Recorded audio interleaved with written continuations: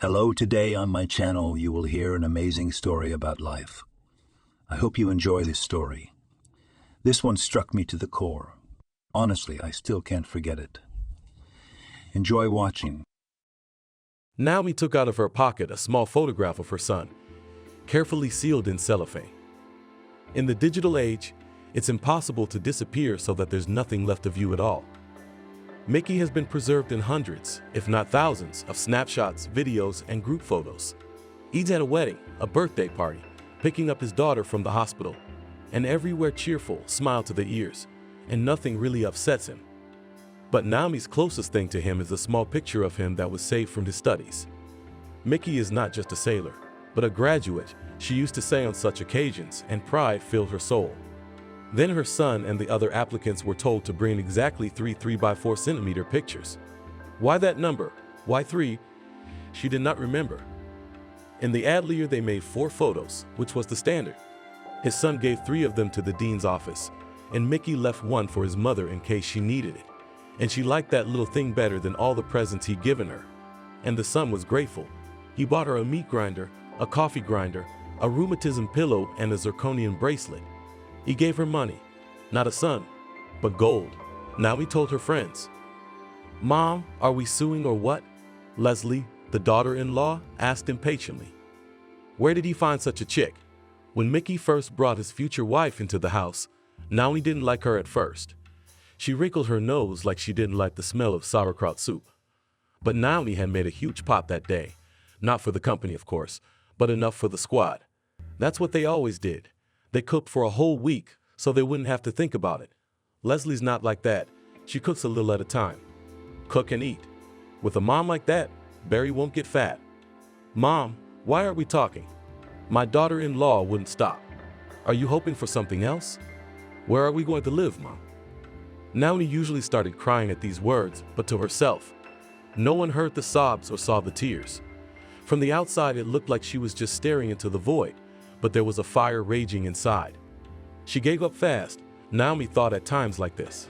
I told him. But Leslie had done at least one good deed, and what a good deed.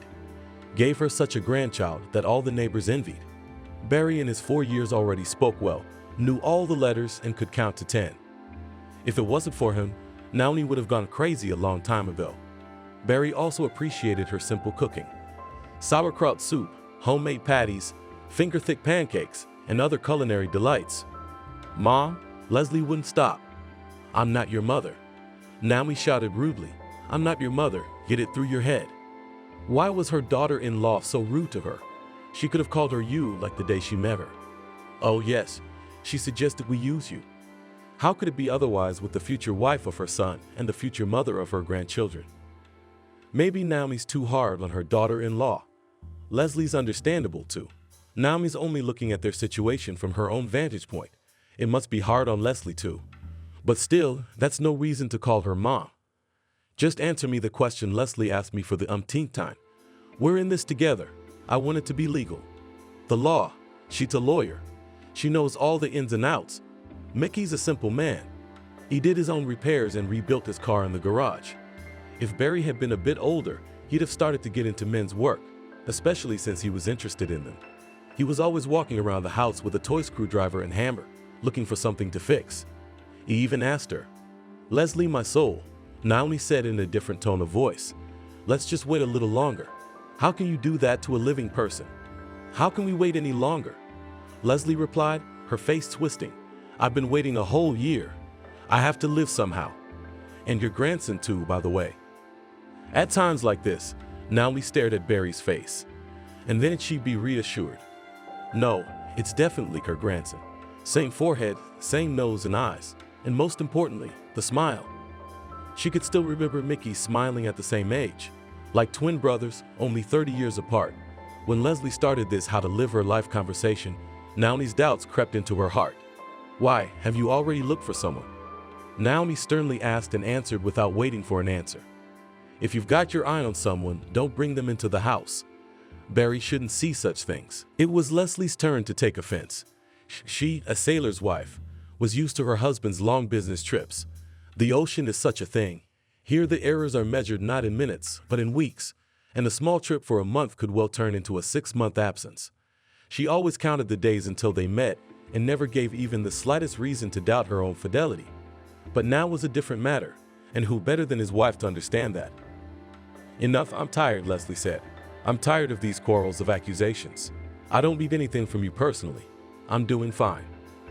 "And Barry to watch," Naomi interrupted. "Thank you for that, but I could do it myself." Of course she could, Naomi thought. She can't boil her own soup, she can't light a candle. A child is hard work. She taught her everything, even how to swaddle and rock the baby. I mean, they had a good relationship at first, and Naomi really tolerated when Leslie called her mom. But then they couldn't take it anymore, and they had a fight. "You're yelling." Naomi tried to attack again, but Barry hears everything. He hears and remembers. "I'm not the only one yelling," Leslie replied. "We've been standing here for half an hour, wasting time, and you still haven't answered my question." She switched to you. It cut Naomi like a knife. One more moment, and they'd be strangers. What's in it for her? She'll find herself a new man. Maybe she'll have kids for him. She'll call another woman mom. And what's left for her, Naomi? Just Barry. Mickey's her only child. She wanted a second one, but it wasn't to be. She'd go to the ends of the earth for Mickey, like a disembarrassed wife. Only she's not a wife, she's a mother. "I am, by the way," said Leslie, propping up her sides. But at that moment, a boy ran in and they froze. "Mama, Grandma," shouted Barry. The letter. "Where did you find it?" asked Leslie. She picked up the envelope, which for some reason had no writing on it except their address. "Under the door." Naomi felt uncomfortable in any government office. She stepped on the parquet floor for fear of damaging it. She looked at the luxurious wall and ceiling finishes, the expensive furniture, and felt like a poor relative visiting a rich uncle. True, today she was greeted with friendliness and talked to her as if she owed her something. But she often watched soap operas and remembered how in one movie they talked to a seriously ill boy in the same tone, and they promised him everything. "It's a pity that only Mom came," the big boss said. "We would have a wife, of course, but we mothers can easily understand each other and find a common language. We had to go far away to the regional center, not a very close light, and for some reason nobody told her the reason. They only said it had to do with her son. Although the workers tried to make her feel welcome, Naomi felt uncomfortable. All those high ceilings, crystal chandeliers, it wasn't her thing. It was awkward and scary. As if Naomi could do something that would make the expensive hardwood floors crack, or the chandelier collapsed. The woman did not understand anything, neither this ingratiating tone, nor the essence of the conversation. She was received by the head of some department. Naomi did not remember her position or name. She sat down right next to her at a long table, explained something ingratiatingly, and supported her by the hand. "How is it that you are being held hostage?" Naomi asked. "What do you mean kidnapped?" The woman in the red jacket only shrugged her shoulders. Naomi's mind was all jumbled up. All she knew was that her son was at sea, that he was working for some African company. "It's not a cruise. It's not an easy ride. It's hard work. Mickey's a valuable man. He can fix the engine of a huge diesel ship in the most difficult conditions. How could he be taken hostage?" The warden was literally trying to sweeten the pill. She put a cup of tea in front of her, a plate of candy and cookies. But the terrible news about her son made her unable to eat. A woman of strong character never showed that she was afraid or hurt. But this is different. It's like they're hiding something from the old woman. "What are we supposed to do?" Naomi asked. "All we can do is be patient," the woman replied. "There's a whole team of specialists working on your son's rescue. If anyone can help him, it's them." "How do I call them?" Naomi asked again. "Those specialists." "Unfortunately, I can't tell you," the woman sighed. "Actually, it's a secret. I signed an affidavit. I could get in trouble. I've already said too much as a mother to a mother." The day before the call took the whole family by surprise. It was the 5th month of Vage's voyage, and he was due to return. The ocean is an element. Even experienced sailors do not say categorically the day of the end of the journey. Then you still have to get on the plane, fly to Washington, and from there to their distant lands. So when the high office called, neither she nor Leslie took it too seriously. Come to think of it, an offer to come to the administration. The daughter-in-law went to pick up the child from the kindergarten, and she Naomi went to the meeting with the official.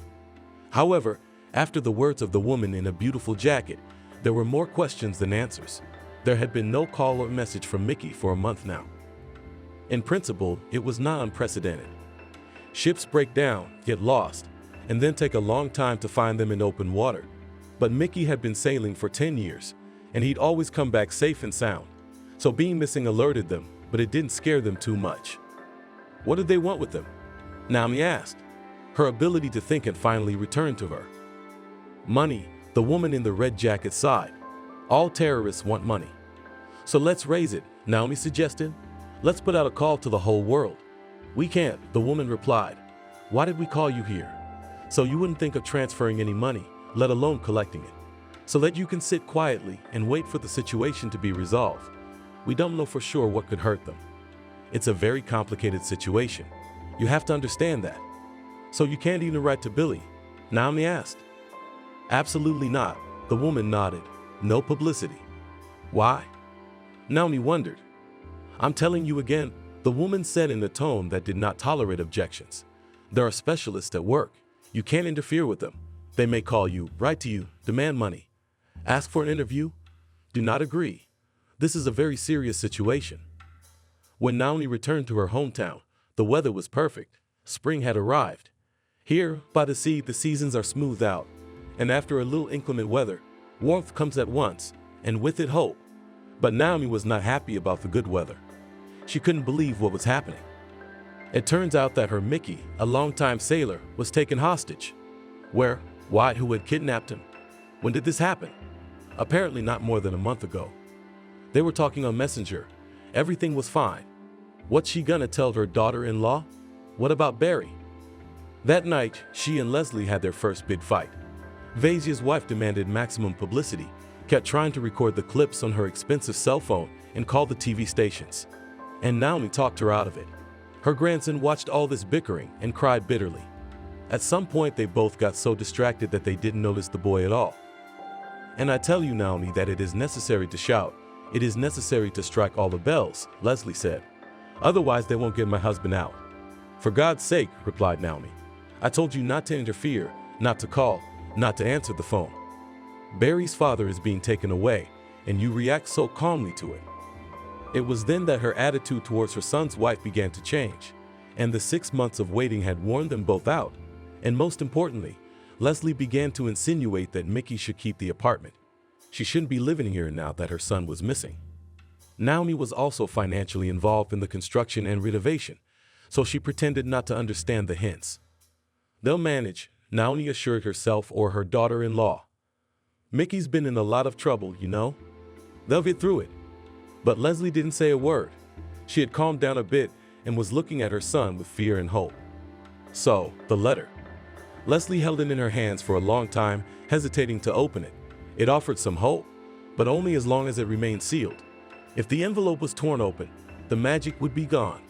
Her mother-in-law looked at her, not trying to take the letter, as if she recognized her priority right to the news. But Barry was impatient. He had not forgotten that he had a papa, and every day he waited for his return. Mommy, come on, he said. It's Papa. Is there a Masinka? The little boy took after his father. He just loved technology. Leslie and her mother-in-law bought him cars that could be disassembled and reassembled with a toy screwdriver. The child loved to twist nuts and kept imagining how he would fix a real car with his dad. Barry hadn't forgotten that his father brought him a lot of toys from every voyage, the best toys he'd ever seen. Leslie opened the envelope. Alas, there was no miracle. Instead of a letter from her husband, instead of a little news about him, a claim from the bank. They'd bought the apartment with a mortgage, and Mickey was in charge of the payments. He'd throw money into the account himself, usually with a reserve. But many months ago, the money ran out. She's already gotten calls from the bank threatening eviction.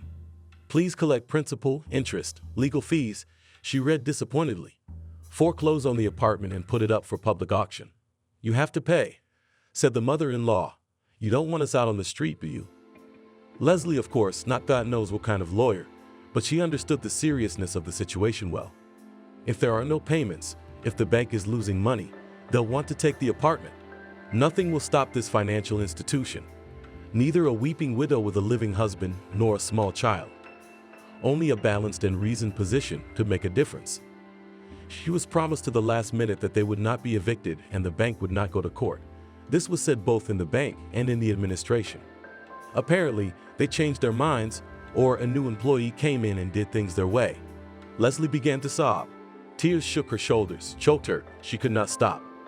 "Let me read it," her mother-in-law asked. She took the documents, began to look at them, and even recognized familiar letters and words. But where could she understand the meaning of the sentences? It was obvious to Naomi that they wanted to throw her out on the street. She almost sobbed like a daughter-in-law. She had nowhere to go. Naomi held back, put the letter in her bag, and went to the administration office.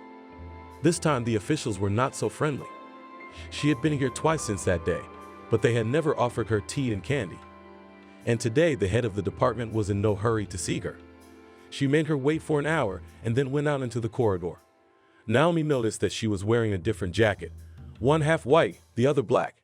It wasn't anything beautiful, but it was probably worth a lot. "No news," the woman replied. "Nothing encouraging. We have to wait." "Here, look at this," Naomi said and showed the woman the lawsuit. She probably knew the law. As she read, she nodded her head as if in agreement with the bank. Naomi looked at her face. Less than 40 years old, still young, and already in such a position. Probably she promotes the right people, or she herself is a very valuable specialist. "Well," said the official, "the situation is difficult, but not critical. Are you already working with a lawyer?" "If I don't have money for a loan, where will I get money for a lawyer?" Naomi asked her. "Don't despair," the woman said. "Wait here. I'll make a copy of it and ask our lawyers to help. I think there's a way out of this." "What do I care about your lawyers?"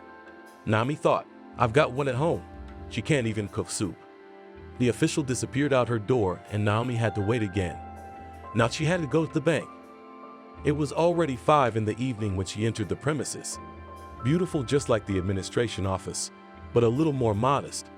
Here she was received much faster, and in 10 minutes she was already sitting in front of a specialist. A young girl in a white shirt and glasses, very pretty. Naomi thought to herself, and for some reason she began to blush. "She wouldn't call me mom." The girl ran her eyes over the lawsuit, looked something up on her computer. Then she picked up the phone and called, but she spoke so quietly that Naomi did not hear a single word, although she was sitting literally 2 meters away. Then the girl checked something on the computer again and looked at her visitor. "There is a way out, of course," she answered, "but you better talk to my management. Please go up to the 34th office on the 2nd floor." Naomi sighed and got up from the chair. Her legs were aching from the constant moving. She had to go again, and she wasn't 18 anymore. She'd had children late. What could she do? On the other hand, she had plenty of strength, especially in the mornings. She could get Barry back on his feet on her own if she had to. The crew of that ill-fated ship was international. And Mickey, it turns out, was the only American among them. He knew foreign languages himself. Always said he could easily understand his own crew. A mechanic's easy character was so important on long voyages, where people are locked up in small cabins for months on end. "We speak the language of technology," Mickey said with his perpetual smile. "My boys and I are on the same page." The rest of the unfortunate companions were Chinese, Indonesians, and people from other countries whose names Naomi couldn't remember. And since neither she nor her daughter-in-law spoke the language, there was no way to communicate with their families. They both wanted to know if there was any news, if their loved one was well. Together with Leslie, they tried to find any information about the hijacking on the internet, but they found nothing. Mickey's phone was also silent all the time, although his messages were working. Together they went to various officials and heard from them first condolences and sympathy, and then threats, especially when they went to the police with a report about the missing person. That same evening, a man called Naomi's phone, and it was a conversation she didn't like. "You've been told," scolded into the phone by a man who identified himself as a major. "We better get them back. We'll save your son and your husband. No amateurishness, no going to the police. Wait for further instructions."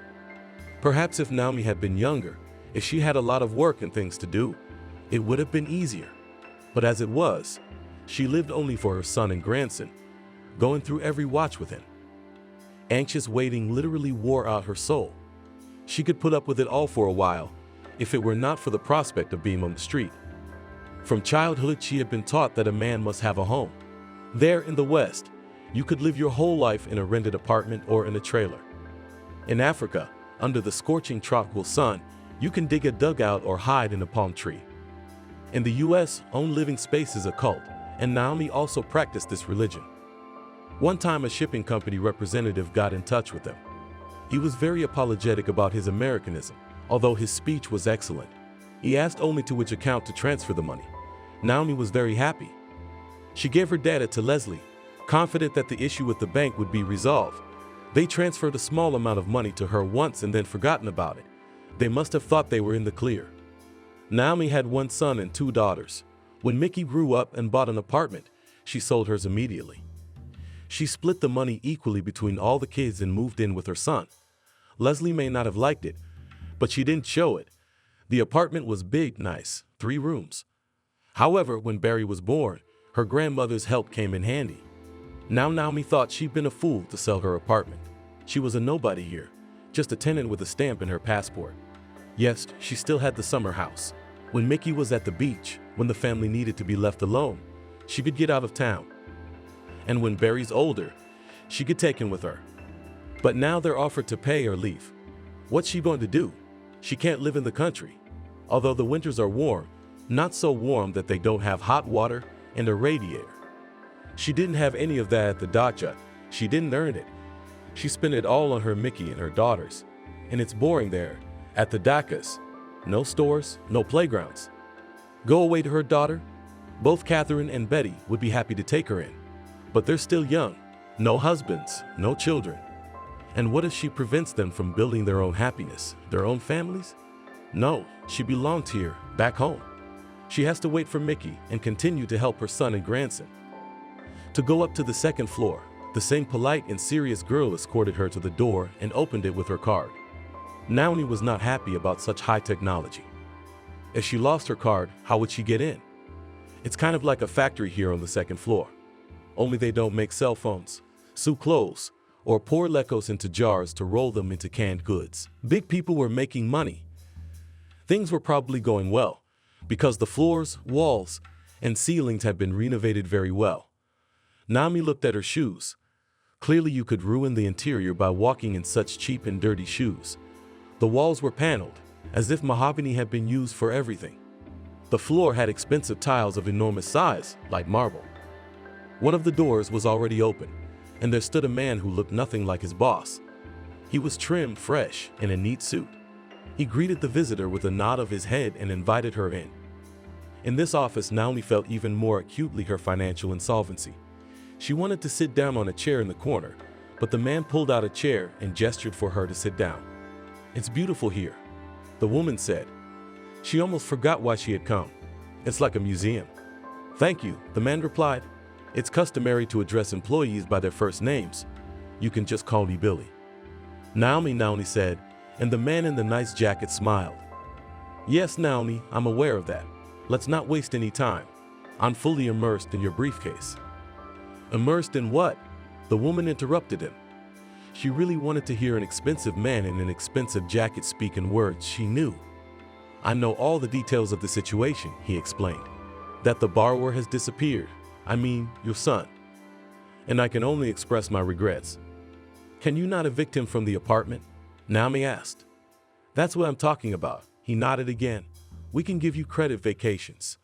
And we can write off the debt. But for that we need a court order." "About what?" There was hope in my grandmother's soul. "Don't make me say it out loud," he asked, "because words like that are hard for me." Naomi didn't understand anything. Why was this handsome man speaking in riddles? She did not believe that he could feel sympathy for her. He who sits near big money eventually becomes gold himself. "I can take it," the woman replied stubbornly. "All right," Billy nodded. "You're going to file a petition with the court to have your son declared dead." "What do you mean dead?" The woman said, devastated. "He's not dead." "That's what I'm talking about," the man replied. He seemed relieved that his guest hadn't fainted. Naomi sighed. Why did they all want her Mickey, her own son, to be declared dead? The banker and Leslie. "He's not dead, she can feel it. He's just in trouble. He needs help, and they're burying him alive." It was hard for her to imagine something like that. What would happen when Mickey came back? "It's the only workable option," Billy said. "Then we can make a settlement. The administration will cover our losses." "What if I don't agree?" Naomi asked. if I believe that my little boy will come back, alive and well. The banker shrugged. His eyes expressed sincere sympathy. She had never seen such handsome bosses, and how polite he was. Couldn't he just cancel the debt so that neither Naomi nor her grandson would be on the street? If you do not agree, then this conversation did not happen, you replied after a long silence. You understand, I'm not going to be taken for a ride by my bosses. If they find out that I'm giving advice here, please think about it, and I have to get back to my duties. The call from the district office took Leslie by surprise. She, a modest lawyer from a small company, did not understand the message or its purpose. She had been invited to the administration office to deliver some kind of message in person. Why would she spend 2 hours on a shuttle bus to hear something that couldn't be said over the phone? "Hello," said a woman's voice, seemingly devoid of emotion. "You and Naomi have an appointment with the head of public relations tomorrow to discuss your husband. Has he done something wrong?" Leslie asked anxiously.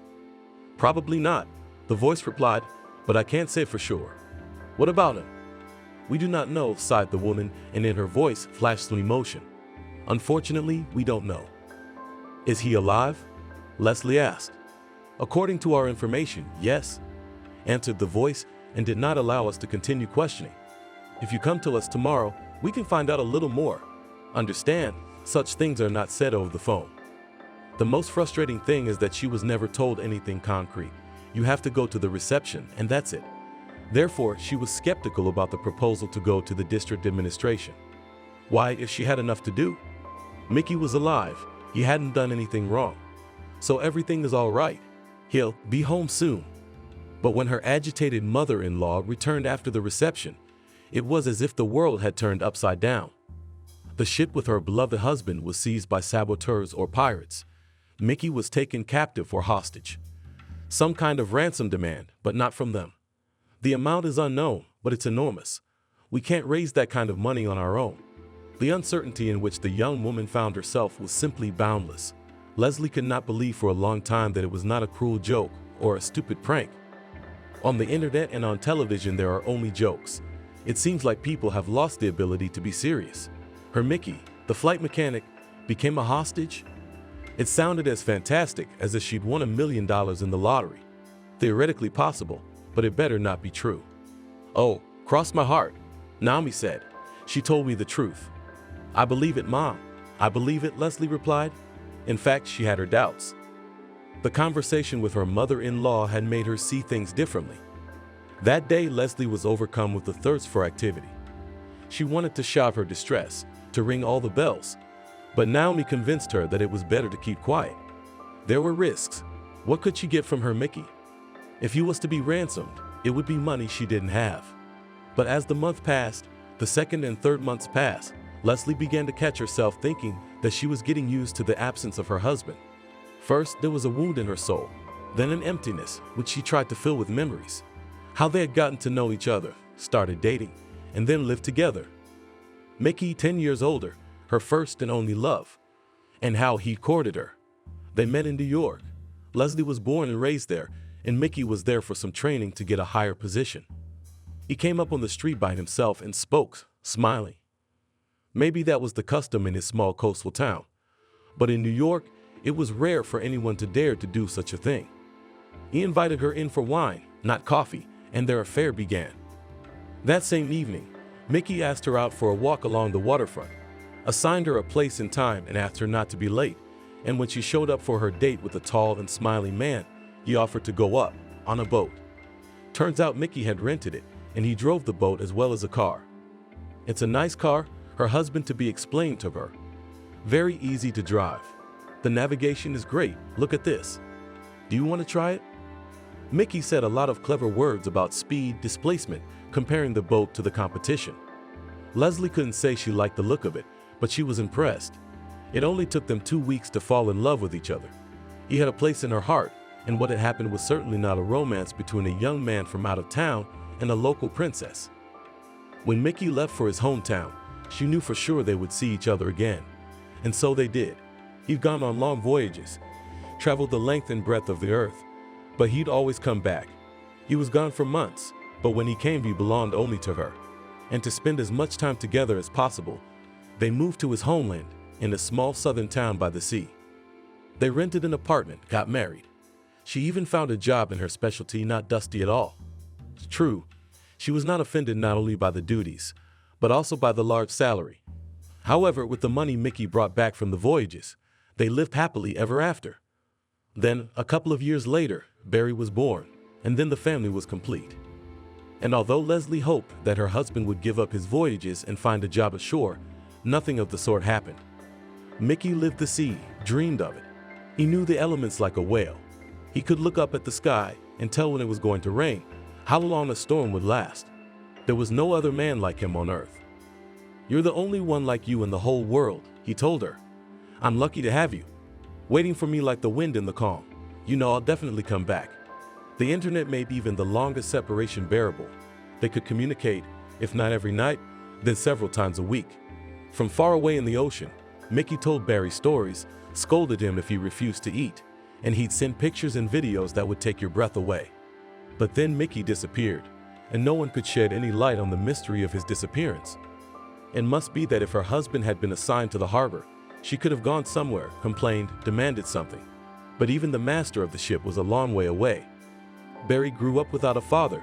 Her meager salary was only enough for the bare necessities. Every day she called her mom and sobbed into the phone about how hard it was. "Leslie," her mom answered, "drop everything and come back. You'll be here waiting for your sailor." But what can you do? Home and walls help. "Mom, this is my home." "What about our apartment?" Leslie asked. "All that money we invested." "Leslie, you can't bring a house to New York," Mom said. "You're a grown woman and you know what to do." The apartment was a real shame. This house was clearly not built for the locals, but for those who wanted a comfortable residence on the beach, and more money had been invested here than in an average apartment in New York. Beautiful architecture, comfortable layouts, a grand entrance, which was called in the Western manner the lobby. "Leslie," her mom said into the phone, "I told you right away that marrying a sailor was a lottery, but you don't listen to anybody." "Mom, don't start. You know what to do. If you want to come back, we'll be waiting." And she didn't know. She may not be a good lawyer, she may not be a great one, but the solution was self-evident. She could sell the apartment with the bank's permission, pay off the debt, which was not even half of the market price, and return to her hometown. Build a career, eventually forget Mickey, and start a new family. But how do you decide to do such a thing? The waiting had devastated Naomi. At 63, she was already retired, but she was still working. In one store she did cleaning, scrubbing floors, and in the second she glued stickers on products. They even put that funny word in her contract, sticker girl. Naomi worked so hard not only because her pension was modest, like everyone she knew in this town. She just couldn't sit in one place, she had to move all the time. Mickey was the same way, and Barry seemed to have picked up their energy gene. Although Naomi didn't tell anyone about her trouble, word spread quickly through the town. Some even offered to raise money, but the proud woman refused. "Mickey's alive," she told her friends, if they disagreed too much in their pessimistic predictions. "And he'll come back. I had a dream." At times like this, Naomi was a bit of a liar. She didn't really remember dreams. She'd been making them up for as long as she could remember. So if Mickey visited her, even if he tried to say something to her in the dark world, she couldn't remember it in real life. "Naomi, any news?" she asked, her worst friend in the very store Naomi was cleaning. "No," Naomi replied. "As soon as there's any news, you'll be the first to know."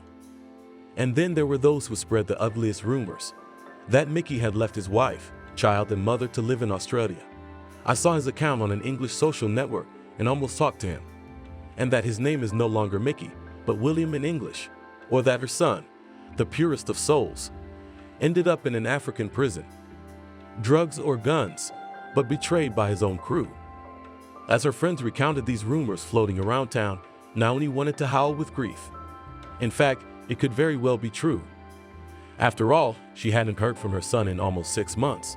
When Naomi imagined the kidnappers, for some reason she thought they were pirates and that they lived on an island with, a deep cove that you can't see from the sea. And that they had a whole village with a separate cage where the slaves were kept. And there's Mickey, surrounded but not broken. He walks around the cage, turns in circles, looks his captors in the eye and says, "You're lying, you can't take him." And they're so scared of him, they can't even let him go. In this picture of the pirate world fit the fact that for several months the mysterious kidnappers did not even let her son to make a call or at least send news to his family. The thought that pirates could be so inhumane made Naomi sick. Naomi had spent her whole life in her town and knew everyone here. So when she sat at her second job in the evening and pasted stickers on some boxes of Chinese toys, she wasn't too surprised at Semyonovna. She was not young either, but she was fresher than Naomi. She was 57 or 58 years old. She had yet to retire. They were not special friends, so they greeted each other if they met on the street or in the store. "Naomi," the postmistress said from the door. "Yuck, dance. What is it?" Naomi was surprised. "A letter. A real letter." "From where?" Naomi jumped up from her chair, and the sudden rise made her lower back ache. "From Africa," she replied. "Did you bring it?" Naomi asked and felt tears running down her cheeks against her will.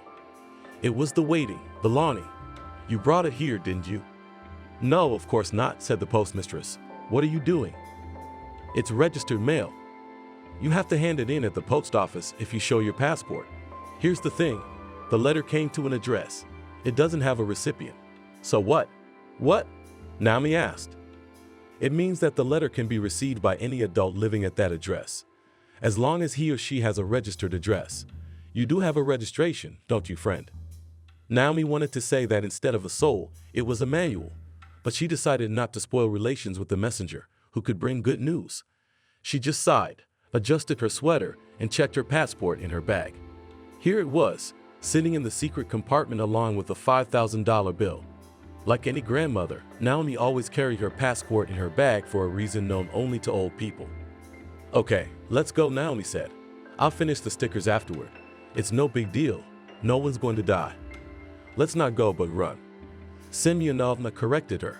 "The department closes in half an hour, and then there will be no letters, no mail. We'll be there in time."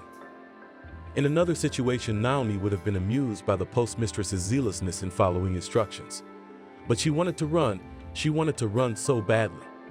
She would have sprinted if it weren't for her age and chronic joint pain. There was light at the end of the tunnel, and she wanted to catch at least a small ray of warmth. The sea is not an element, but a life. Maybe his unbridled passion for sailing is due to his complete lack of seasickness. Even in the worst storm, even with the strongest rocking, Mickey kept a clear and bright head. He didn't get sick, he didn't lose his mind like dozens of other sailors he met on his way, and he even felt bloating when some crew member, particularly impressionable, began to cry from fear. Mickey was just brought to his senses by the storm, not frightened. "If you're so scared, why did you go out to sea?" he asked. "You could have sat on the shore and thrown your fishing rod into the water." "Huh?" Life on land is another matter. He wasn't comfortable here. Mickey didn't understand many people, and he was bored on shore. Good thing he was lucky to have a wife. She knew how to wait. She knew how to support and inspire. Everything else didn't work out so well. When he was renovating, they were always trying to cheat him out of prices. First on the apartment, then on building materials and furniture, and he couldn't even argue with them. Good thing Leslie wasn't like that. She immediately took the initiative and put in place those who tried to cheat him. Destroyed with some norms, quotations, threatened the authorities, but in the right place. A lawyer, what can I say? Another flight, at first glance, was no different from the previous ones. But it was special, unique, just as the sea is never the same. However, Mickey did not expect that the ship could be captured by black militants. The most intense part of the spectacle, the capture, he didn't see. While he sat in the engine room, the roar of the engines blocked out any noise from outside. Then his Brit, Peter, whom Mickey called Nani, came for him.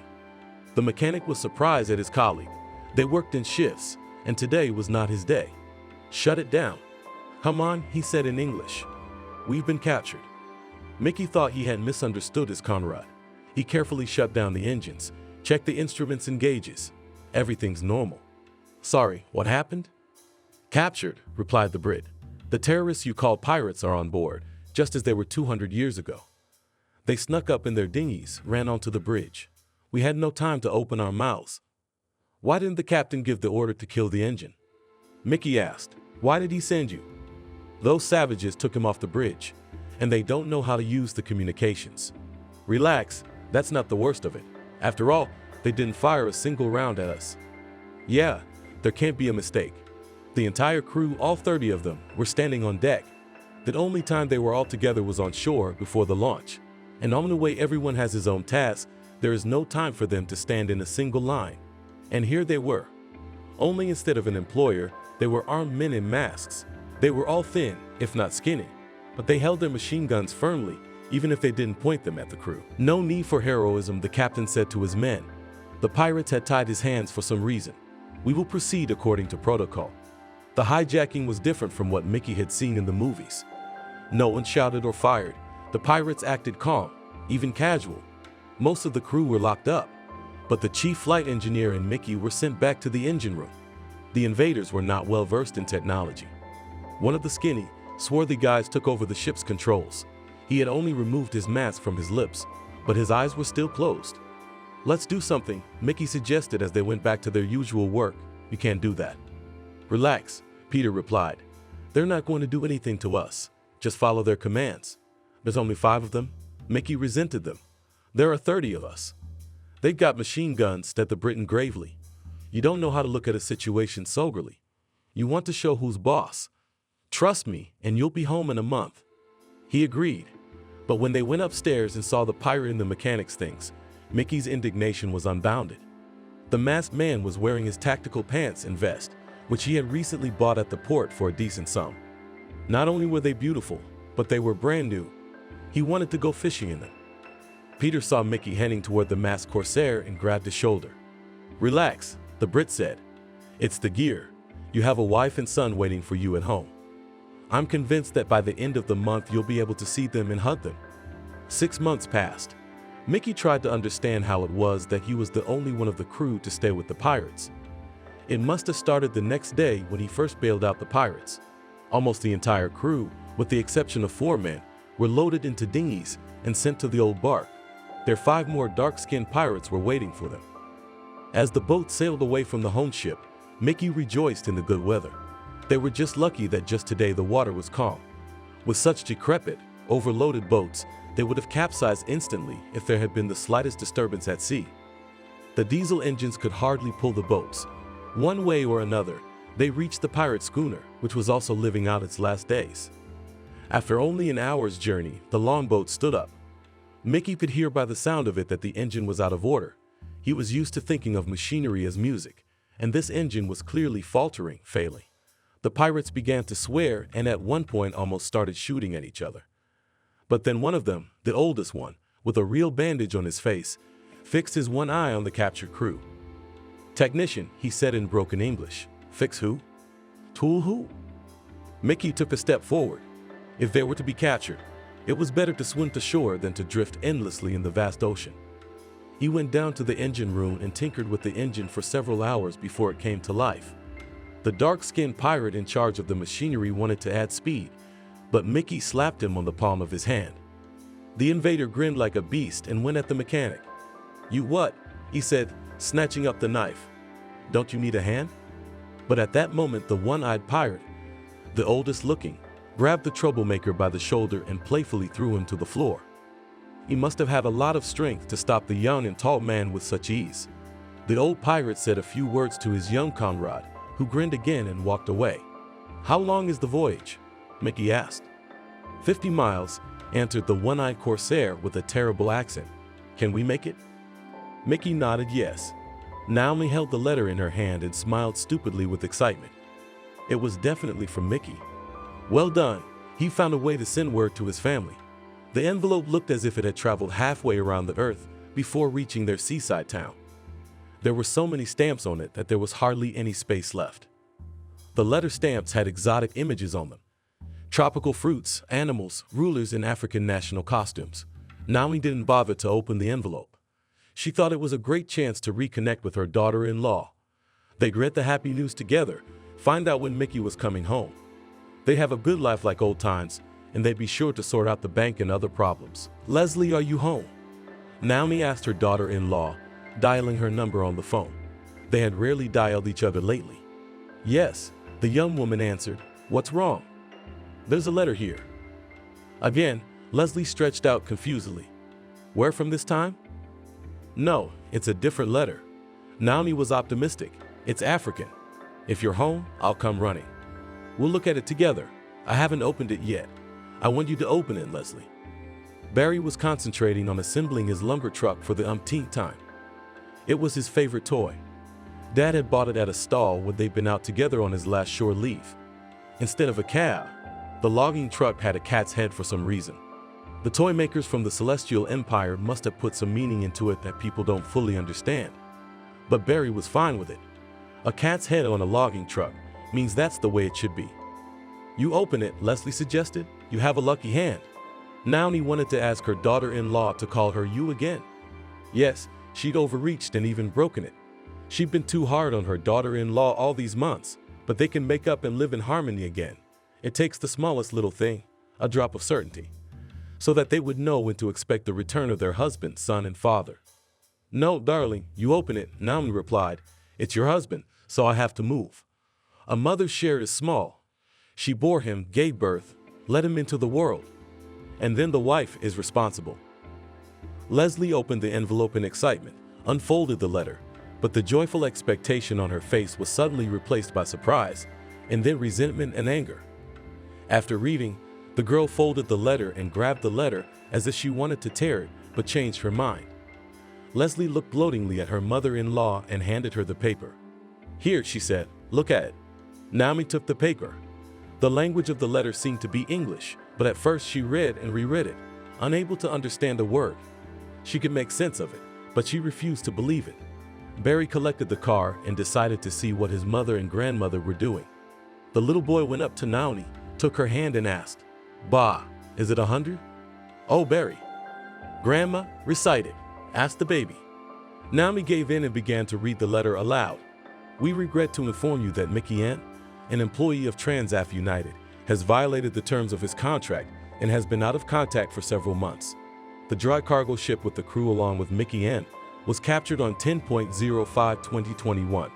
The company took exhaustive measures to search for and recover Mickey Ant, the onboard mechanic, the remaining crew member. By the time of the hijacking, the vessel under his crew was traveling with its transponder turned off. According to information received from the Moroccan Special Police, Mickey Ant is not in captivity and his whereabouts have been approximated. In view of this information, the contract has been terminated. For final payments, please contact the company's Morocco office at Babuska, not clear. It's not clear, Barry said. Eddie, like all small children, could repeat the same phrase dozens of times. Come here, little boy, said Leslie. Come here. I'll show them all, Naomi shouted. I'm going to Billy's tomorrow. No, the president. You can take it up a notch, grinned her daughter-in-law. You should make an appointment with the Almighty. At your age. I will not tolerate blasphemy in my house, Naomi said loudly, and Barry started crying again. But Leslie didn't escalate the conflict and took her son and went into the other room. Naomi thought she really should go to church, and the sooner the better. Without his intercession, this show definitely wouldn't get sorted out.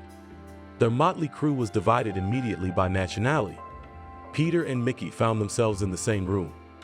It's hard to say whether their room was better or worse than the others. Instead of beds, mattresses lying on the bare ground. Instead of a table, there was a large board on which crawled flies and other insects that the sailor had only seen in biology textbooks. The hut might have looked like the dwelling of a local poor man if it had not been for the bars. There were bars on both the windows and the doors. Mickey eyed the wires that ran along the wall warily. If their little prison caught fire, they could hardly escape. There was no toilet. Twice a day the locals came in with machine guns and took them outside. I told you, no need for heroics. Peter reflected. As you can see, we are not going to be killed. The living conditions are quite tolerable. We just have to be patient. Soon you and I will return to our native countries, and we will remember this story with a smile. Good for you, Mickey replied. You have no wife and no children. You might as well smile your British smile. I've got people waiting for me at home, by the way. Relax, William. It's an insurance claim. You'll get paid a lot of money, and you'll tell your kids about being captured by pirates.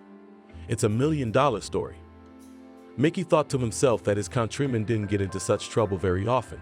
When he came back, they would definitely want to interview him, or even make a movie about him. But when will that be? His picture is probably already on the news on every federal channel. How much money do these dark-skinned guys need to release him? After 2 days of waiting, a TV was put in their room, otherwise they would have just started howling with longing. But all the content is in an unfamiliar language, not even a single channel in English. It was still more fun to hear other people's speech than to talk to each other endlessly. "We'll lose weight on this food," Peter said when they were brought their meager rations again. But on the bright side, at least it was like this. They were fed twice a day.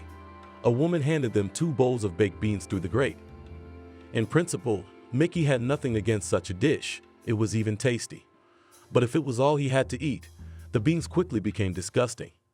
The only thing that kept the sailor going was his partner, who didn't even think of getting discouraged. "William," Peter said, "how about you teach me English? I'll come out of here a fine translator and find myself a new job, without the bloody sea." The sea. After his wife and son, it was the one thing Mickey longed for. It was just around the corner, just a hand's reach away. In the mornings he would breathe in the salty air, and if the village was quiet, he could hear the water rippling. He wondered where they were, and how far they had gotten from civilization. On the 3rd night, when they turned off the TV and went to bed, he was awakened an hour later. "American," said the stranger, "get up, let's go. You're a job. A contract."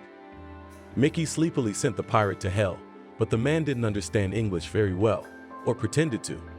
The dark-skinned man who came after him was denser than his tribesmen, and his arms had a good relief of muscle. The stranger was smiling, confirming the stereotype that Africans had the whitest teeth on earth. He could use them instead of a flashlight. When they had been brought to the village, they had been blindfolded while still on the schooner. Now at night, one of the kidnappers either didn't care about privacy or hoped the darkness would keep the village safely hidden. But in the darkness, something could still be seen. They were in a large village and were walking along a road that was good by local standards. Here and there were off-road vehicles, mostly Japanese. Mickey knew that in Africa they valued Toyota and other brands that were easy to repair and reliable for aggressive use. To the left, in the distance, a dark blur, the very sea he had missed. The outlines of the buildings were different, small huts in the front, but on the second line quite large houses. "American," said the pumped-up pirate, following close behind. "Call me Beat. Hurry up and step forward." "Step you nowhere," Mickey replied. "We hear you're fixing it. We need to fix the boat." "Come on, hurry up. It's very important." "American, step, you fix the boat." More out of boredom than any real desire to help, Mickey obeyed the black guest. He led him to a hangar where a large boat with a disassembled motor stood on a carriage. The mechanic took a flashlight, took a quick look at the machinery and whistled. Someone must have tried to repair the engine blindfolded and left it in a terrible state. The wiring on the boat also left a lot to be desired. You'd burn yourself out if a miracle happened and the engine started. "Can you do it?" Beat asked. "I doubt it," Mickey replied. He wanted to explain that for such a repair he needed time, desire, and most importantly spare parts, but he thought it was a waste of time. Pirates didn't understand English very well. "You can do it," Beat nodded. "There's the tools. There's the gears. Your brother will be with you all night. He'll help you." "I don't want to," Mickey breathed out. Mistake shook his head. Beat shook his head and pointed to the gun on his belt. "You fix it, I don't shoot. Not at you, not at your friend. A pact." Sometimes Leslie logged onto her page on the world's most popular social networking site. She'd scroll through the feeds, look at other people's stories of happy families to forget herself. Now and then men tried to get acquainted with her, wrote something in personal messages, called her for coffee with far-reaching consequences. All this verbal garbage she threw away without reading. But the first and last name of one of the men seemed familiar. I think Mickey had told her about him. Besides, the man hadn't called for coffee, but had written a large message in English. At least one name immediately caught Mickey's eye, only in Latin letters. Peter Long, her husband's partner. She took a closer look at the photo. That was him exactly. And in one photo in the album, he was with Mickey, hugging like cronies. Leslie did not understand English well. She wanted to tighten it up when Barry was carrying, but the pregnancy was too hard to study. So she copied the Brit's words into a Google translator and tried to grasp the general meaning. She wanted to believe that she had misunderstood her interlocutor, or that he was mistaken, deceiving her. "I'm a friend of Mickey's, your husband," Peter wrote. "I had a hard time finding your page. I understand that it's normal for a husband and wife to have different last names, but his page not being on your friend's page is nonsense. Luckily, I've been lucky. Please reply as William asked me to tell you that he misses his family very much. Is he alive? She wrote. Yes, the Brit replied. William is alive and well, only complained about his teeth. The water is disgusting. He missed you very much, remembered every day. We were separated when we were held captive for a few days. Why did he come back? Asked Leslie, trying to find the right words. He's working with him, the Brit replied. How's that? Look, Taddy, it's hard to explain, continued the interlocutor. I just wanted to say that we are praying for him and for you. There is an opportunity to help financially. Please let me know how we can do that. Thank you, Leslie wrote. But how does that work with them? Can you explain? I've already told the police everything, Peter replied. I'm afraid it's a job for them. Leslie closed the social media app, unable to bear the bitter truth. Working with him, then I can see why it's taking him so long to come home, and also why she and her mother-in-law were expected to keep quiet and find out nothing. Her husband is a pirate. Her husband hijacks other people's ships. It just didn't make sense. Leslie didn't bother to tell her mother-in-law anything. She could see the uncertainty hitting the woman. She had always seemed younger than her years, and now she had aged dramatically. Let someone else tell her such news. Now, in order not to lose the apartment, it was necessary to act. Leslie's soul was filled with contradictory feelings. On the one hand, she loved Mickey, the father of her child, so cheerful and optimistic. He was real energy, a nuclear reactor that never shut down. His confessions were so naive, but so sincere. Yes, no one knows his fate, but she wanted to believe that he would get out of it, that he would make it. On the other hand, she was so young. Maybe her husband will come back. Not now, but in 2 years, 5 years or 10. Leslie tried to understand herself. If Mickey, God forbid, suddenly found himself in prison, would she wait for him? And honestly answered, she would wait, but not forever. But prison is one thing, and captivity is another. Of course, he is working for African criminals, not of his own free will. That's even worse. When there's a trial and a sentence, you can know exactly when the sentence is over, when the person will be back on the loose. They had taken criminal law in law school, so Leslie knew that the only way to end up in prison for a very long time was to do something truly horrible. But prison was like incarceration without a sentence. It was all the more frustrating because Mickey had done nothing wrong, betrayed no one, or done anything reprehensible.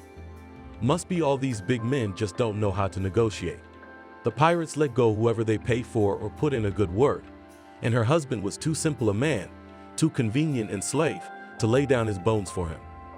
What would Mickey say if she decided not to wait for him? Would he have allowed her to pursue her own destiny and even find Barry another father? Or would he have gotten angry, yelling and cursing? She knew her husband well, even perfectly, but she could not predict his behavior at such a difficult fork in the road. The atmosphere in the apartment was electrifying.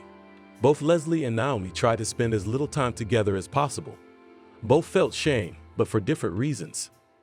That feeling faded, however, when they had to get back to the important issues on which the future depended. Not just theirs, but Barry's. So you're with them too? My mother-in-law questioned. And you want my Vasca to be recognized dead in life? They put Barry in the living room to watch cartoons while they argued in the kitchen. Naomi still didn't want to accept the reality of her old age. She'd never been to court in her entire life, never been taken to the police. It seemed to her something shameful, disgusting, reprehensible. We'll just buy time, Leslie persuaded her. Let's say he's declared dead. That decision could be overturned if Mickey came back. Otherwise, we'll be evicted. Let them try. Naomi replied defiantly. I'll fight to the death. Barry and I have somewhere to go, her daughter-in-law continued. We're going to my mom's in New York. What about you? No one's going to evict me, daughter, Naomi said, but there was less confidence in her voice.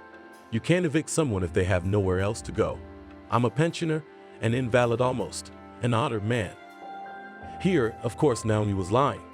Although she went to the doctor regularly, her health was excellent for her age. There was no way that argument was going to hold up. Besides, she knew how hard it was to get a disability, even if you were really unhealthy. But she believed that the court was a place that would help, not evict, especially if she had no other place to live. That's not an option, Leslie replied. I'm a lawyer. Our apartment is mortgaged, so even Barry will not be spared. The law is the law. It can't be. Well, Naomi, why are you arguing? The young woman waved her hands. Would I be telling you this if I didn't know for sure? Are they going to throw me out? Naomi said incredulously. You'll be evicted before you know it, the daughter-in-law continued. I personally will not stand for this apartment to the death. I feel sorry for her, of course, but health is more expensive. Leslie had already decided for herself that she would not humiliate herself and argue with the bailiffs. If they suddenly evict her, she'll pack her things and leave, especially since her mom is waiting. But fighting the system was worth it, especially since she saw one way to win. And she didn't want to go back to New York. It's cold, and it rains all the time. She liked living by the sea. She had gotten used to it over the years and couldn't imagine herself anywhere else. On the one hand, in this town everyone knows about her personal tragedy, that her husband disappeared or became a pirate. Out there, in a big city, she could just get lost. Here, everyone knows everyone, no secrets. Just leave and be done with it. And this cheerful old woman, if she wants to fight to the death, she can. At least she didn't go to Billy. It turns out he doesn't have his own show anymore. I don't agree, Naomi said. I'm not signing up for anything. Mickey is alive, a lot, I can feel it, and he'll be back. Leslie sighed. She had already prepared a statement asking for her husband to be declared dead. As her fingers raced across the keyboard, tears rolled down her cheeks. But there was no other choice. This way, at least, she could stall for time, to get at least some payments for the child's loss of breadwinner. If you're not going to leave, at least clean more often, Leslie said. I do all the cooking and the cleaning. And it would not hurt to clean the windows. Look how you're bossing me around. You're not in charge here. Naomi said irritably. This is my son's apartment. What if he, Leslie sighed, the words were hard to say. What if he's no longer alive?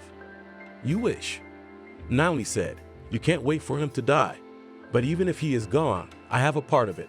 I know my rights well. You're wrong, replied Leslie. Mickey wrote a will.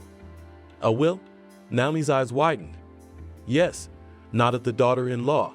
I didn't want to tell you. I didn't want you to think I was trying to get this place on purpose. She wanted to say more harsh words, but Naomi suddenly sank back into her room. Naomi knew that in her favorite TV series at such moments, the heroes usually fainted and an ambulance rushed to them.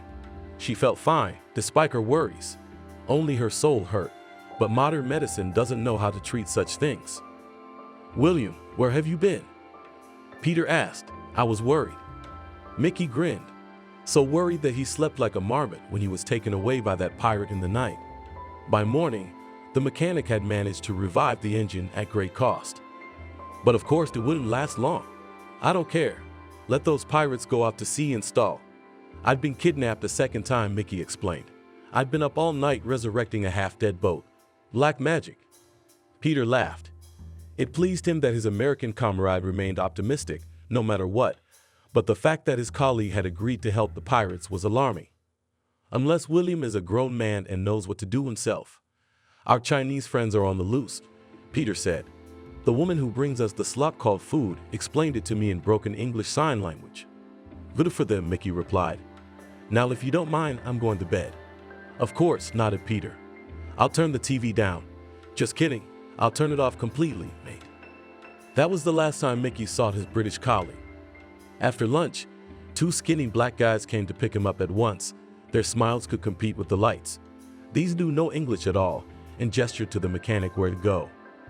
He responded with another international gesture, but had to comply.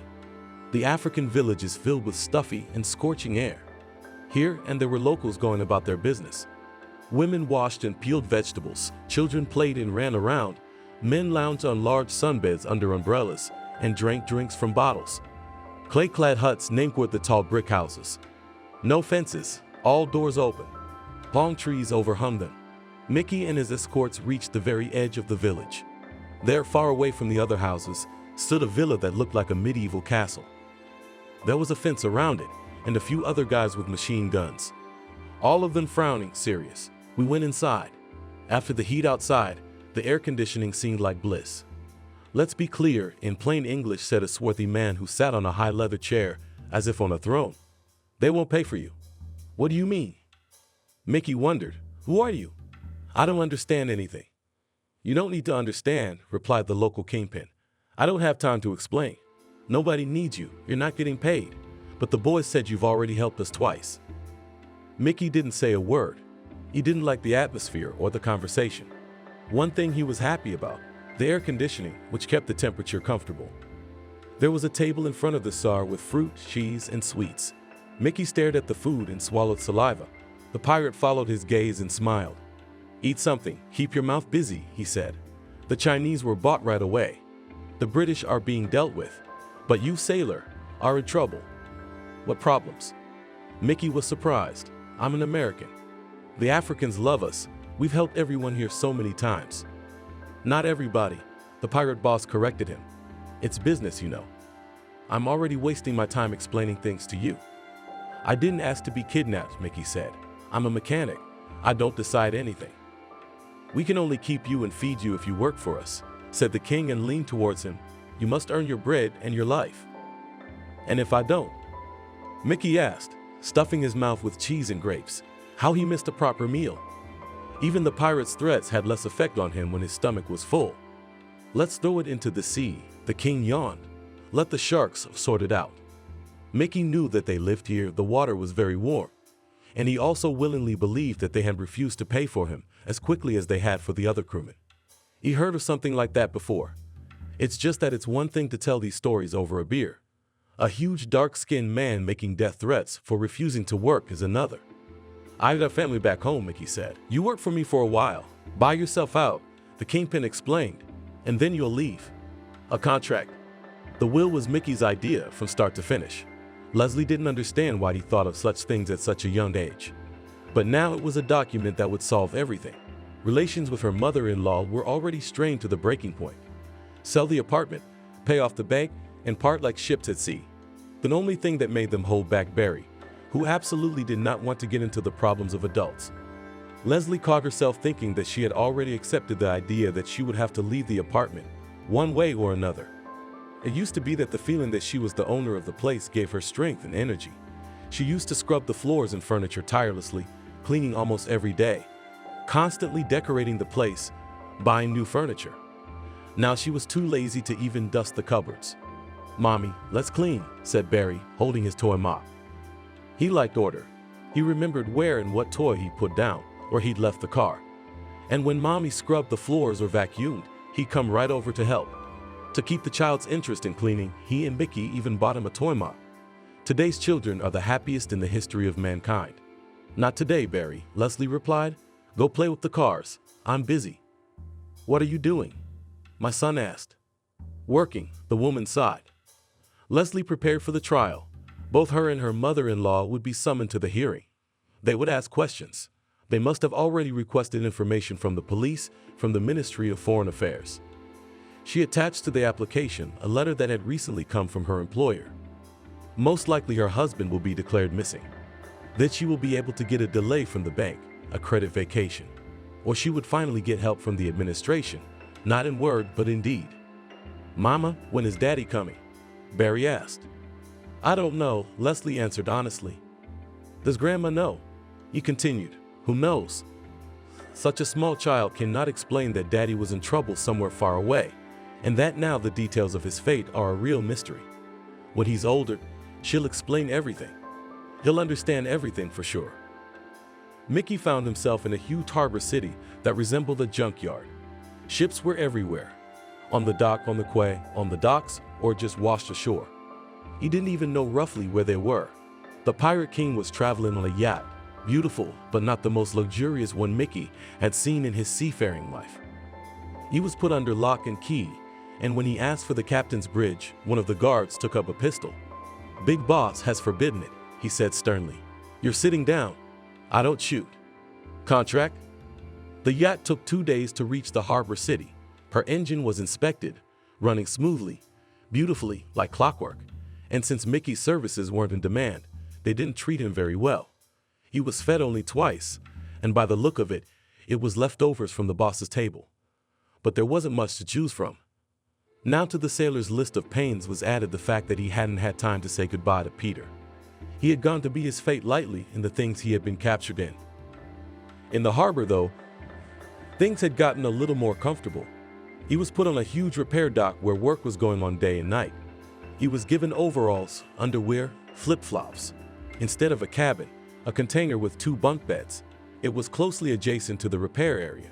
You could not go anywhere. The first 3 days were no different from his usual work. He had 2 other slaves with him. One was responsible for setting up the electronics, and the other did the hard physical labor of operating a gantry crane. The foreman, that's what he called himself, was obviously a free man. Most of the time he sat in a room on the mezzanine, locked up, and watched his team through the glass. He was only allowed to talk to him on business, to place an order for parts or tools. You had to ring the bell and wait for the master's indulgence. Mickey would have loved to talk to the other 2 mechanics who worked at the dock, but they either didn't understand his English and British speech or pretended to. At least once a week, Big Boss came to them to criticize the repairman. He spoke a different language to them, not a single familiar word, and then he'd go on to Mickey. American. Big Boss shouted in English, "I'm not feeding you so you can rest here. The job has to be done by morning, understand?" Mickey sighed. He had to fix machinery all the time he didn't have to sleep. His palms were already black with oil and his head was dull. He didn't share the boss's complaints. The mechanic hadn't come across a single mechanism that he couldn't bring back to life. And the pirate's equipment was disgusting. Everything was outdated, worn out, and if it was serviced, it was by amateurs. One thing was good. In the port city, he could find spare parts instantly. In the morning, the master would take a piece of paper where Mickey would write the names of the parts he needed with a dirty hand. And by lunchtime, or at the latest in the evening, he had everything. The repair dock was also a makeshift parts warehouse. Someone had dismantled hundreds of mechanisms and put the parts on the shelves, but they were in such disorder that it was difficult to find the right element.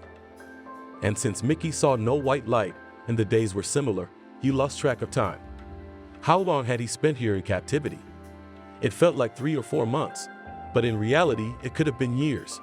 He'd asked many times to call, to say a word to Leslie or his mom, but the pirates refused. "Why do you want to leave?" Big Boss asked with genuine bewilderment. "Is it bad for you here with us?" "My wife and son are waiting for me at home," Mickey answered. "Work hard," the pirate urged. "When you're a free man, we'll find you a new wife. She'll give you not 1, but a dozen sons." Mickey learned that the pirate business is not centered on hijacking ships. On the contrary, his new boss had convinced him that they would be moving away from that line of business. The sailor thought that the Tsar simply had no one to discuss his ambitious plans with. His partners he didn't trust, and he was afraid of the other captives. He called Mickey his friend every time, which didn't stop him from having regular debriefings. "Smuggling is our future," he said, "but we need reliable ships. And you, American, you repair them too slowly." "Too slow. I'm sick and tired of watching you guys work all day long. So let me go," Mickey said. "No, you haven't done 1/10 of what you owe," Big Boss scolded. "But if you do well, you'll not only be free, but a rich man." Mickey sighed and got to work. Here, in the African port city, he was completely disenfranchised, and the sea didn't seem as desirable to him as it used to. It was close by, and he was literally standing on it.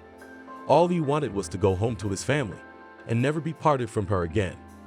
Leslie wrote to Peter, who promised help, but his reply was disappointing. If she could pay off the bank, a huge sum for her must have been small money for a British man. Besides, he knew Mickey's other coworkers. "We'll pay it all back," Leslie wrote. "I have no doubt," Peter replied, "but we need to think about it. It takes time to raise the sum." Time was running out. In a week's time, the court would ask the bank to evict her from the apartment. Yes, she can appeal the decision and ask for a stay of execution, but none of that would solve the problem. It'll be a few months, a year tops, when the leverage is gone. And Leslie knew perfectly well that those who would want to take the apartment do not care about both children and mothers. "If only he'd gotten in touch somehow," she said. "If he'd even let me know, I wouldn't have done it. I would have waited." "Don't make excuses," my mother-in-law replied sharply. "Do what you like, Leslie. I'm not going to kneel before you." There was only one way left. If the court declared Mickey dead, the eviction proceedings would be stayed, and she'd have time to do something about her debt. Or she could pack up and go home to her mother. The night before the hearing, they didn't speak. Barry couldn't understand why the 2 people closest to him weren't talking. He tried to find something for them to do together, calling them to play to no avail. "You could not have come," said Leslie, when she saw her mother-in-law in front of the judge's office. "No way." Naomi snapped at her. "I don't want you saying anything. I'm not going to let them evict us." "The eviction case is on hold," Leslie sighed. "They're going to hear my application today. If you're here, do as I say." But the mother-in-law stuck her nose up proudly and didn't say a word. The secretary checked their data, checked their passports, and told them to go to the hall. Leslie felt confident. She had been to court before. But her mother-in-law was obviously uncomfortable. She was asking questions of the clerk, trying to find out something. "How was the judge?" Naomi asked. "Was she angry or not?" The secretary smiled and answered something neutral. "Of course she is," Leslie thought. "You should have lived with her for the last year. I'd like to see you smile." They entered the hall, and in a couple of minutes a judge in a robe took her place at the table. She was a woman of indeterminate age. She could be either 30 or 50. She, too, clarified their data, explained their rights, and went on to the point of the dispute. "Are you in favor of the motion?" she asked the women. "Yes, Your Honor," Leslie replied. "Absolutely not," shouted Naomi. The judge tapped her cue stick and admonished. Naomi genuinely wondered, what had she done wrong? The woman in the robe shifted some papers and began to ask Leslie questions. "What does it take to declare Mickey in and dead?" "Your Honor, we are in a difficult financial situation," Leslie replied. "A declaration of death would allow us to receive survivor benefits." "I see," the judge nodded. "Naomi, clarify why you do not support the application." "Because Mickey is alive," replied the pensioner. "When was the last time you spoke to him?" "A week ago," Naomi said defiantly. The judge looked at both women expressively. Leslie sighed. The most frustrating thing is when the court starts to doubt the veracity of a statement. "It happens all the time." "I'll give it a week," she said, "to confirm or deny the allegations. We're adjourned." "There's a fortune teller by the sea." Leslie went to her, not even thinking about the possible cue. At the house of the fortune teller waited mostly newcomers, lazily lounging on benches. The woman counted 6 people and wanted to leave. But suddenly the door to the house opened, and the fortune teller appeared on the threshold. She looked at her clientele for a couple of seconds and pointed her finger at Leslie. "Me," she clarified. The fortune teller nodded. Leslie walked inside. No one shouted at her back that she had cut in line. Apparently, the laws of ordinary social life did not apply here. Although it was hot and sunny outside, inside, in the abode of the witch doctor, it was dark and cool. There were icons on the walls, which seemed very strange to Leslie. In the room where the mysterious soothsayer received clients, candles were burning. All the windows were covered with thick, dense fabric. "What can I tell you, my dear?" the fortune teller asked, playing cards. After these words, Leslie suddenly began to cry. She felt sorry for herself, for Barry, and for her mother-in-law, who was completely exhausted because of the disappearance of her beloved son. The fortune teller sighed, but waited patiently for her guest to pull herself together. "So what happened, sweetheart?" she repeated. "My husband," Leslie began. "My husband was stolen." "It happens," the fortune teller shrugged. "Do you want me to do the reversal?" "No, he was stolen by men," Leslie said. "Stolen, you know?" "I understand," the woman assured her. "I've been looking at people like you for years. I've been watching, noticing everything. So what do you want, my soul?" Leslie thought for a moment. If the need brought her here, to the house of the most sought-after fortune teller by the sea, she should ask for something understandable, something that could be checked later. After the tears she'd shed, she suddenly felt funny. Maybe the fortune teller could give her the number of a lucky lottery ticket. "Tell me," said Leslie after a pause. "Tell me, is he alive?" The healer sighed and began shuffling her deck. She laid the cards on the table, and the visitor looked at the images. She saw a man, nods and all, and wondered how she, a woman with a higher education, decided to ask for help from some cards. "Alive," the fortune teller answered. "He's languishing inside a cage, either prison or captivity, either choice or fate." "Is he well?" Leslie asked. She suddenly realized what interested her most, the future. Whether Mickey would come back to her, and then she could be patient, or he would be lost in a foreign land, and then any action she took would be justified. "Oh," sighed the fortune teller, "your husband is healthy, but not quite. He will live, but not like people. He was sick, but he survived. Will he come back to me? At last, Leslie was able to ask the question that worried her the most. Yeah, Mickey's strong, I can tell you that. Even if he got into trouble and became infirm and weak, he still wouldn't give up. He would stay with her, cheer her up and laugh at his own problems.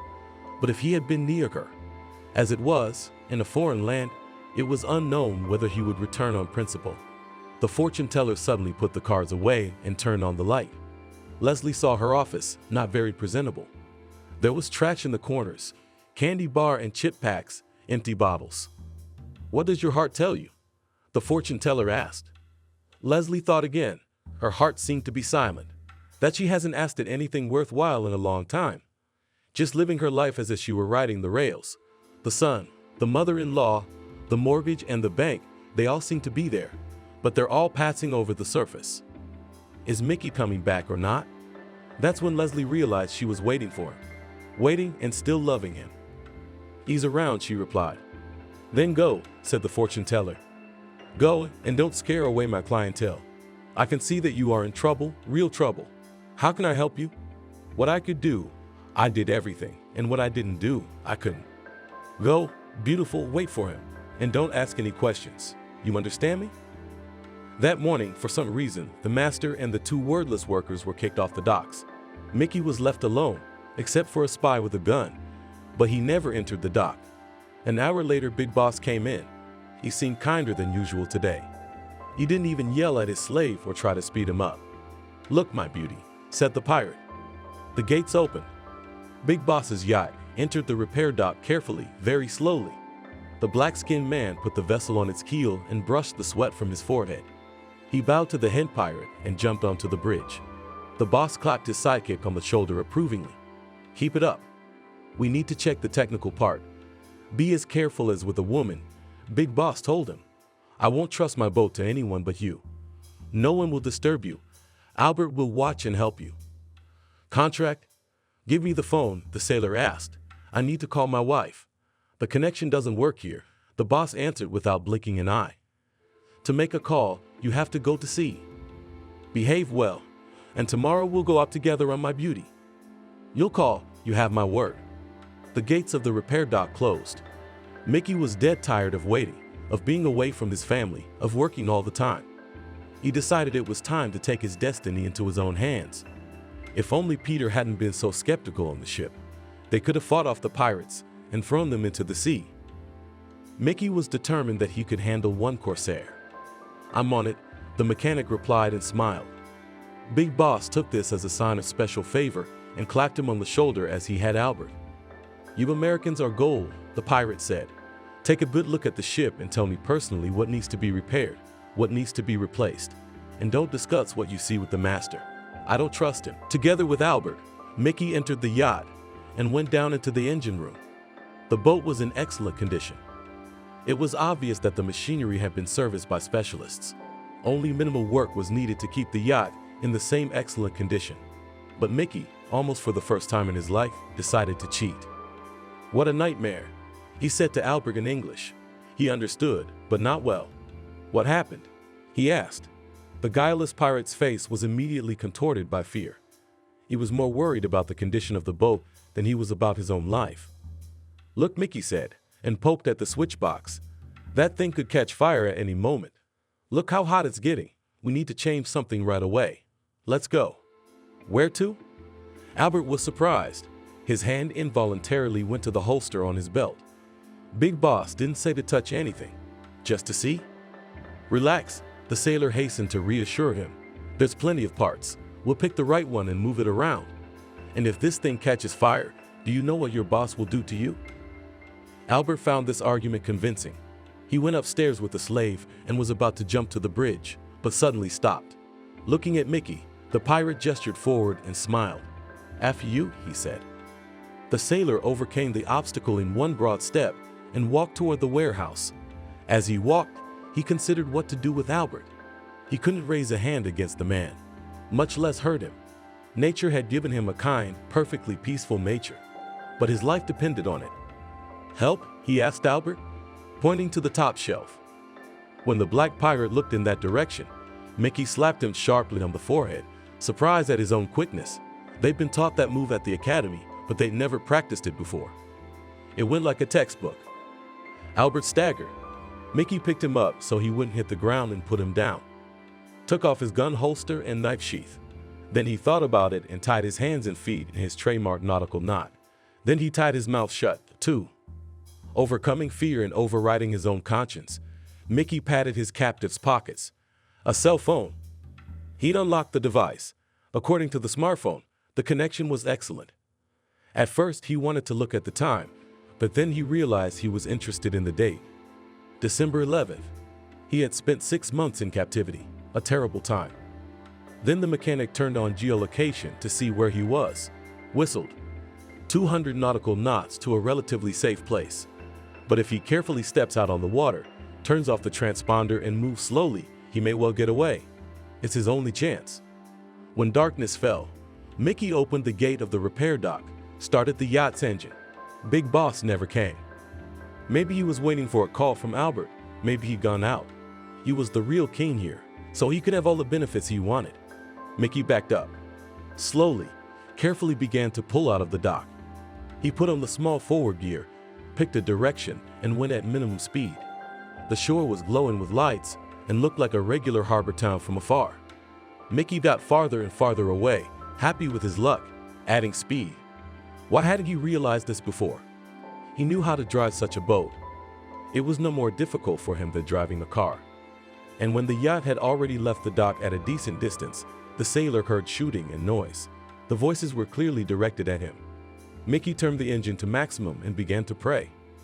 Their apartment was unusually quiet that evening. No shouting, no swearing. Leslie walked over to her mother-in-law and put her hand on her shoulder. "Naomi," she said, "I'm so guilty, you have no idea." "What's wrong?" her mother-in-law asked. She felt a burning sense of shame herself. How quickly their perfect family was gone. "I'd also feel that he's alive, and that he'll be back soon." Naomi brightened. She had been wrong to doubt her grandson's mother. A good girl just with a claim. Loyal. "Oh, Leslie," replied the grandmother, "you and I have made a mess of things. We've done more than we could clean up in a year. He'll come back," Leslie said with conviction. "I know he will.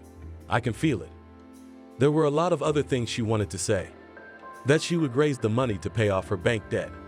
That she would never leave this town where she had known the joy of motherhood, and that their family would be preserved and become exemplary.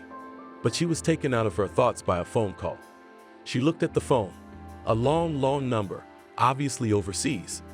Could it be that Peter had raised the necessary sum and was calling? How on earth was she going to talk to him? Be that as it may. Leslie held up the phone. "Hello," she said. "Leslie." She heard a familiar voice. "Leslie, it's Mickey." "Leslie, I'm coming home. You copy?" Thank you for watching this video to the end. Subscribe to the channel. Like it, write comments if you like the story, and see you on the channel.